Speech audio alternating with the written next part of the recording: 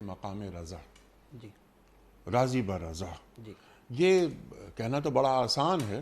یا ایتھا النفس المطمئنہ ارجعی الی ربک راضیۃ مرضیہ فادخلی فی عبادی وادخلی جنتی۔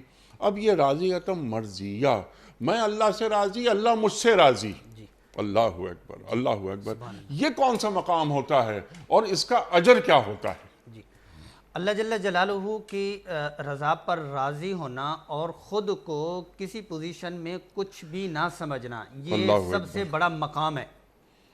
اپنے درجات میں خود کو کچھ نہ سمجھنا، اپنا سارا کچھ اللہ کے حوالے کر دینا، اللہ کے ہر فیصلے، اللہ کے ہر نقشے اور اللہ کی طرف سے ہر آنے والے حال کے اوپر راضی رہ جانا۔ جیسے حدیث شریف میں آتا ہے، ایک یہ ہے کہ الفاظ کے ساتھ بھی رضا کا اظہار ہے، اور عمل کے ساتھ جیسے ایوب علیہ السلام نے تو عملی طور پر کمال کر کے دکھلا دیا رضا کا، اور کہ یا اللہ میں آپ اگر اس حالت میں میری اس حالت میں خوش ہیں ارحم الراحمین ہوتے ہوئے، تو میں بھی خوش ہوں اس چیز کے اوپر۔ جیسے حدیث شریف میں آتا ہے، رضیت باللہ ربا وبالاسلام دینا وبمحمد الرسول النبی۔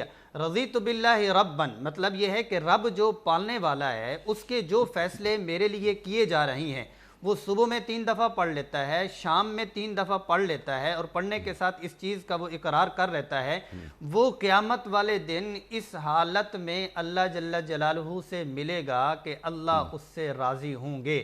وَرِضْوَانٌ مِّنَ اللَّهِ أَكْبَرُ، کہ اللہ کی جو رضا ہے، اللہ کا جو راضی ہونا ہے، وہ تمام نعمتوں سے سب سے زیادہ اکبر ہے۔